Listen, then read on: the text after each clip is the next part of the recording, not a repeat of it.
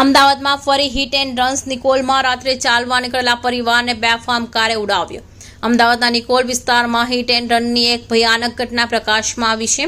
અહીં કાર ચાલકે એક પરિવારના 3 લોકોને કચડી નાખ્યા હતા અને બાદમાં સ્થળ પરથી પસાર થઈ ગયા હતા.